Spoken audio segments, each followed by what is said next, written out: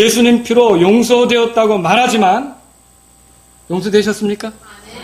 용서되었다고 말하지만 죄인으로서 모든 죄들을 용서받지 못했다면 구원받은 게 아닙니다. 뭐 과거의 죄만 용서받았다든지 앞으로는 내가 노력해야 된다든지 뭐 이러면 그거는 아니라는 거죠. 그리고 내가 지옥에 가지 않게 해서 계속 내가 어떤 빌어야만 된다. 여러분, 그것도 지금 예수님이 하신 일을 안 믿는 거죠. 사람이 영원한 심판으로 떨어지는 건 죄 때문입니다. 우리의 죄들은 우리를 지옥으로 던져 놓을 수 있습니다. 만일 우리가 예수님 피로 용서되었다고 하면서 우리를 지옥으로 들여보낼 수 있는 어떤 죄들이 남아있다고 생각한다면 그 끝은 뭐예요? 그러니까 사망의 길들인 거죠. 그리스도인이 되고 난 후의 죄들은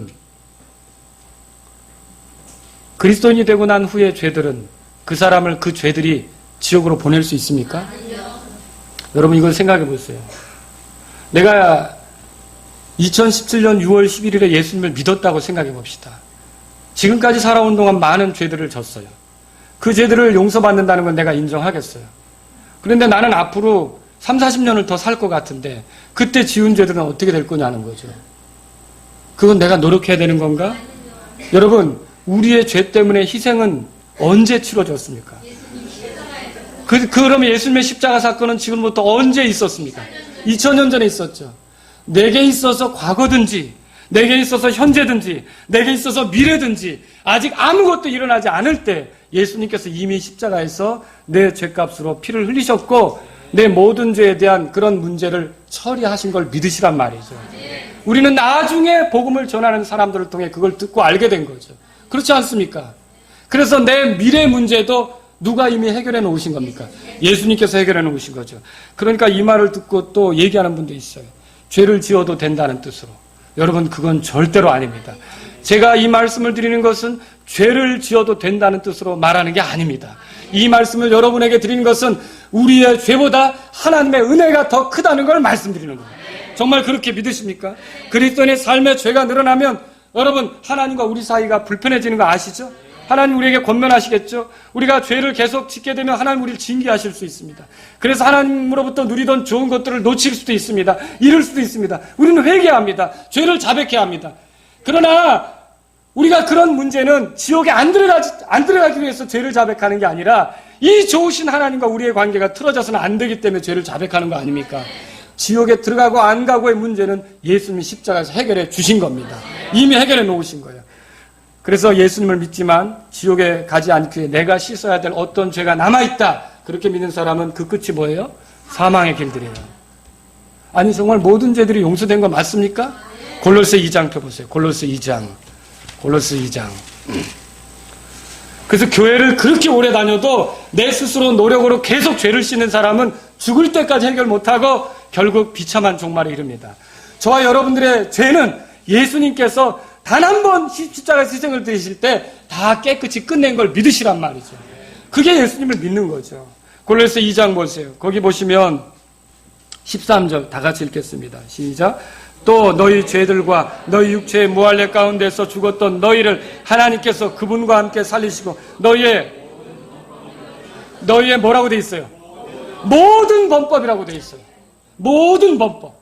우리가 살아가면서 태어나서 죽을 때까지 한 인간으로 살아가면서 지을 수 있는 모든 범법을 용서받는 겁니다.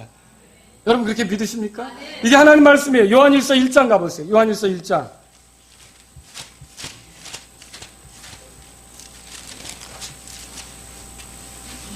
그래서 예수님 피로 죄들을 용서받았지만 네가 지옥 가지 않으려면 네가 짓는 죄를 계속 네가 스스로 자백해야 돼. 천만에요. 이게 지금 문제가 있는 겁니다. 예수님의 피를 믿으면 예수님께서 우리의 죄들을 담당하신 것을 믿는 건데, 그러면 내 죄라는 건 과거만 있는 게 아니라 내 인생을 살아가는 미래도 있을 거 아닙니까? 이런 과거부터 내가 태어날 때부터 죽을 때까지의 모든 죄를 예수님께서 십자가에서 피로써 처리해 주신 거죠. 용서받게 해주신 거죠. 그러면 우리가 구원받은 이후로 드러나는 죄는요, 그거는 자백해야죠. 그거는 용서를 구해야죠. 그런데 왜 용서를 구합니까? 여러분, 지옥에 가지 않기 위해서가 아니라 하나님과의 교제를 위해서 우리가 용서를 구하는 거예요. 그분과의 사귐이 정상적이 되도록 하기 위해서, 그분에게로부터 오는 좋은 것들을 누리기 위해서. 자, 요한일서 1장 7절 다 같이 읽겠습니다. 시작.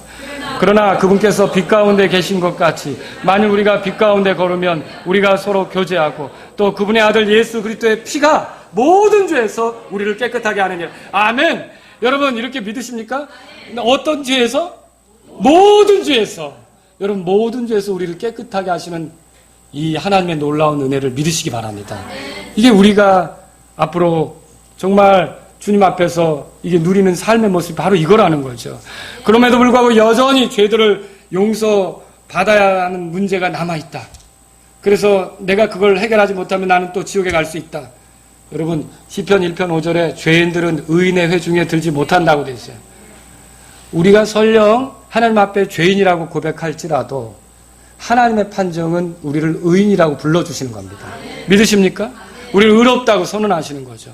그래서 저는 비록 제 모습을 보면 부족하지만 하나님이 나를 향해 의롭다고 선언하신 것을 믿고 하나님 앞에 그 의인답게 살고자 하는 것이죠.